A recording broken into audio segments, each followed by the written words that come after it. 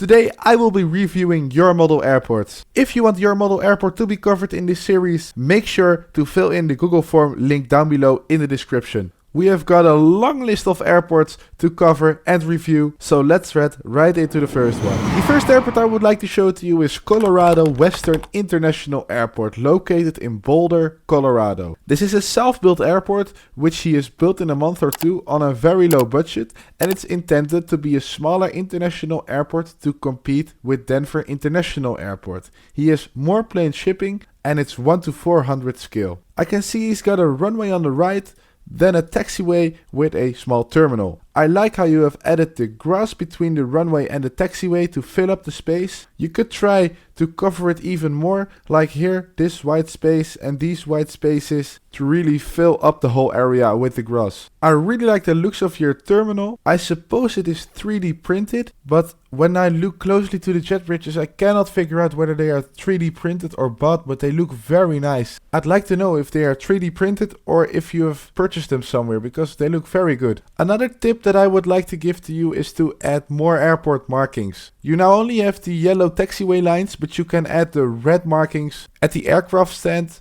You can add a white marking for the road for all the ground service equipment, and you can add a black taxiway outline, for example. I'm looking forward to know how your airport is going to look like after those have all been added. Next up we have Norfolk International Airport, located in Nebraska. It is once again self-built. It has got a cargo section, a terminal with an international and domestic mix, and it has got on-stand facilities. He is planning on expansion, but he has no major plans yet, and the fleet features 5 planes, all from Gemini jets. What I like to point about the airport is the way he has created the terminal, which is from paper. This is a really cheap, cost-effective way to make an awesome looking terminal. He once again has those jet bridges, which I really like to know where you can get them from, but that is the main reason I would like to show you this airport. Also at the cargo section he has got some awesome ground service equipment made from paper, like these airport stairs and this belt loader. So if you're looking for cheap and cost-effective ways to create both ground service equipment and a terminal on your airport, be sure to look into all the paper options. The next airport we are going to look at really gives me tropical vibes. This is Hani International Airport, located in Hani, Hawaii. It is self-built and he had limited room to build this airport on, but he has future plans to build more terminals and a runway with a beach similar to Maho Beach at Sint Maarten. I once again noticed these jet bridges, which I already saw at the previous airport I think, and I think they are 3D printed. I would really like to know if they are so, because I would like to add these jet bridges to my own airport as well. Furthermore, he has got a small terminal here, which is also 3D printed, I can see. He has a bunch of GSE or ground service equipment driving around, which is really beneficial to the realism on the airport. Furthermore, I really love the look of these palm trees. They give such a nice vibe to your airport. I really enjoy them. I think you have got a great collection of models like the Airbus Beluga XL, and I really love the look of these Hawaiian aircraft with the Moana on. You could consider adding a bit more ground markings to your airport, as I just described at the previous airport, but for the rest I really love the tropical looks of your airport.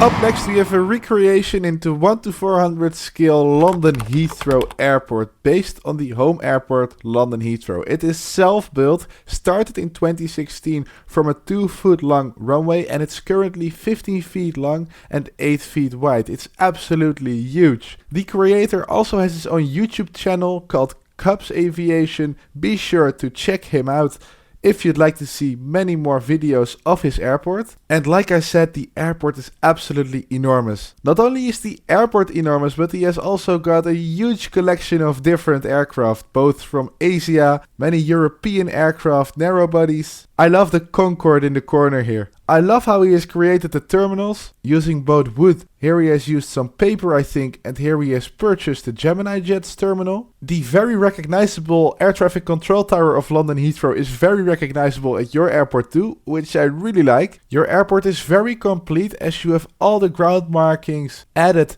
both to the taxiways, runways and the aircraft stands. And you don't have any lighting in your airport, but you have a LED strip running around it, which I think gives a really nice effect as well. This airport shows how, by taking a long amount of time, as he started in 2016, 8 years ago, you can build an awesome model airport and have a huge model airplane collection. Copes Aviation, thank you for sending in your model airport. Let's move on to the next one. Here we have Brentwood Airport. It is an airport based 25 miles outside of Newcastle and 8 miles away from the fictional city of Brentwood.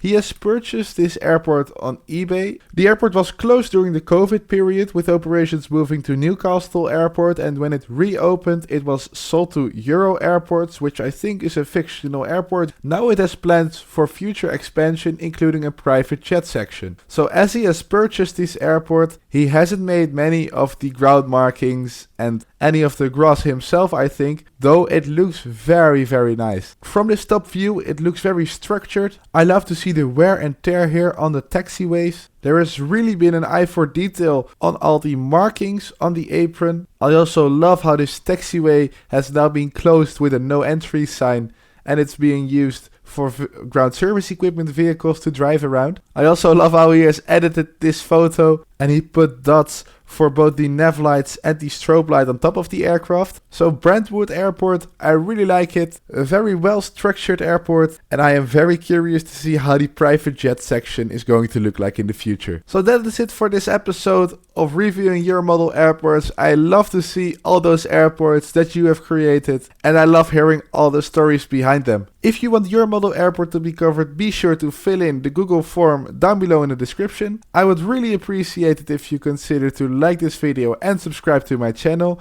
and I wish you a wonderful day and see you in the next video.